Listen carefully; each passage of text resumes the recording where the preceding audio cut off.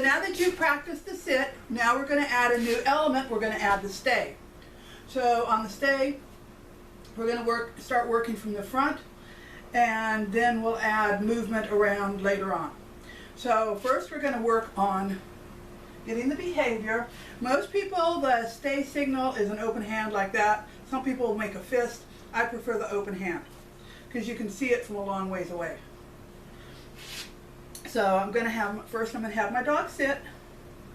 Jamie. Good girl. Then I'm going to tell her to stay. I'm going to stand here for a couple of seconds. Yes. Okay. Good girl.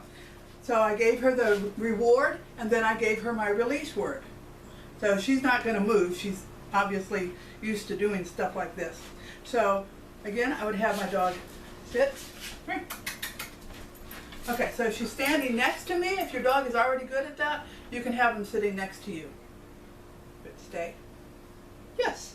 Gave her the, whoops, I marked it, gave her the reward, and then, okay, gave her a release. If your dog doesn't know whatever your release word, okay.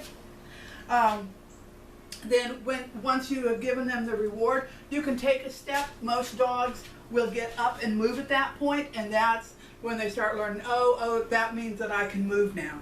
Doesn't mean they have to, but they can. So, Jamie, here. So I'm going to give her my sit. Jamie. Thank you, good girl. Stay. 1,000 to 1,000. Yes. Okay. So go ahead and practice that. You're having your dog sit. Give it the signal for stay. Stand there for a couple of seconds.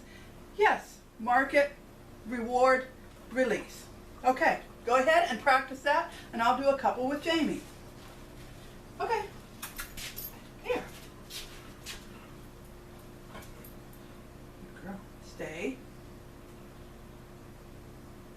Yes. Good girl. Okay. Okay. There you go. Stay. Yes. Okay. All right. Good girl. Stay. Yes. Good girl. Okay. So hopefully your dog did well. If you only got one in there, that's fine. If your dog is more advanced, then you can do something like have your dog sitting at your side. I'm going to lure her over to my side. Sit. You can tell them stay. Flip around in front. Good. Okay. Like that. And we're not adding distance. I'm not going any far away from her. I'm not asking for a long time because the movement is a distraction. Remember, distance, duration, distraction. And you don't want to add more than one at a time. So if your dog is already good at sitting at your side and doing a little bit of stay, stay, flip right around, right back. Yes, good girl. Okay, just like that. If you're a little more advanced, then you can practice that a little bit later on. Okay, going to the mat. Okay, Jamie. So I'm using this trampoline here as my mat so you can see it a little bit better. Here, Jamie. So remember, you want to go to the mat from different sides. So I'm just going to do from this side and from the front. And when you are practicing going to the mat, when the dog is going to the mat, that's when you're going to say it. So if I'm headed towards the mat, yes. And I can stop a little bit away and she continues on. What normally happens the first time you do that, the first time you stop, your dog stops with you. And so you move a little bit forward and then, oh, okay, they finish up the movement and they jump on there. So when they're headed towards the mat, that's when you would, and you know they're going to get on the mat, that's when you can start saying mat if you haven't started saying it already.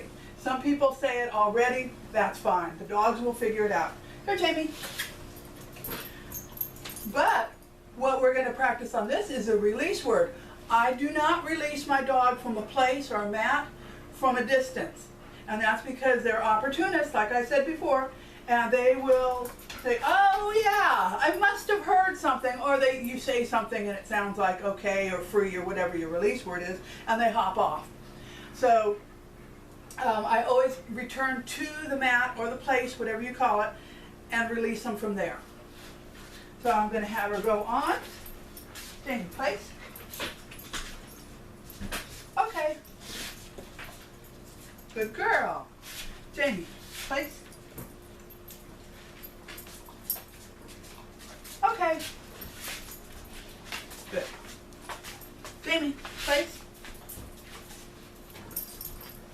Good girl.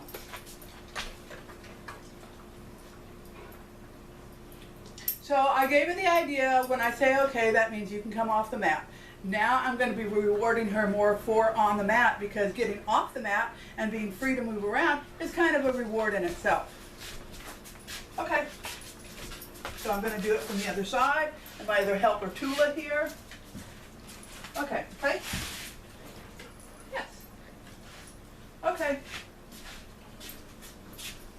So that time she got a reward when she got up on the place, and then I told her okay. She didn't want to move off it, that's fine.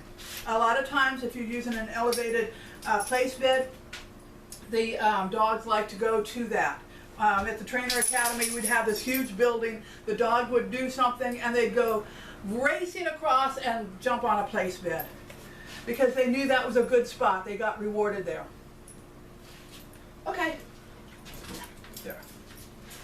So I'm going to take a break, practice that, and I'm going to put Tula back out.